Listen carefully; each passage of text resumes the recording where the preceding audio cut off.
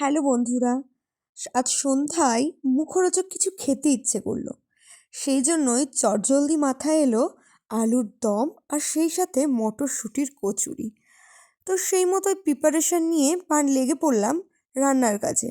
প্রথমে কড়াইতে কিছুটা সর্ষের তেল গরম করে তার মধ্যে শুকনো লঙ্কা, তেজপাতা আর কিছুটা গোটা গরম মশলা ফোড়নে দিয়ে তারপর আমরা সেগুলোকে খানিকটা নাড়িয়ে নিয়ে তার মধ্যে আগে থেকে সেদ্ধ করে রাখা আলুগুলোকে দিয়ে ভালো করে তার মধ্যে লবণ আর কিছুটা হলুদ দিয়ে ভেজে নিলাম। তারপর তার মধ্যে দিয়ে দিলাম চেরা কাঁচা লঙ্কা আর কিছুটা স্বাদ মতন মিষ্টি।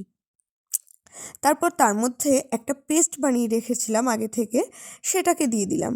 পেস্টের মধ্যে ছিল কিছুটা কাজু বাদাম, কিছুটা টমেটো আর কিছুটা আদা। সেটাকে দিয়ে ভালো করে আমরা আলুটাকে কষিয়ে নিলাম। আর তার মধ্যে দিয়েছিলাম কিছুটা জিরে গুঁড়ো, কিছুটা ধনে গুঁড়ো, কিছুটা কাশ্মীরি লঙ্কার গুঁড়ো একটু কালারের জন্য। তারপর তার মধ্যে পরিমাণ মতন জল দিয়ে সেটাকে ফুটতে দিলাম। তারপর সেটার জলটা যখন শুকিয়ে গেল তার মধ্যে আমরা দিয়ে দিলাম কিছুটা ধনেপাতা আর কিছুটা ঘি।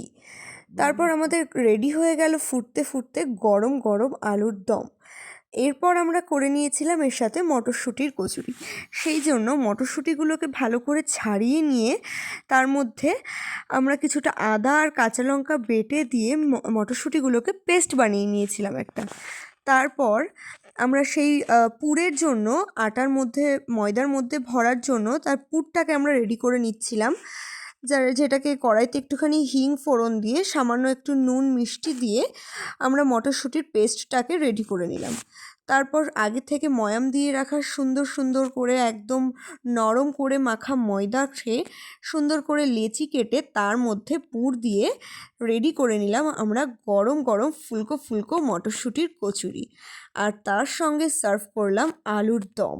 এই শীতে আমাদের এই রেসিপি কেমন লাগলো আপনারা অবশ্যই জানাবেন। Thank you.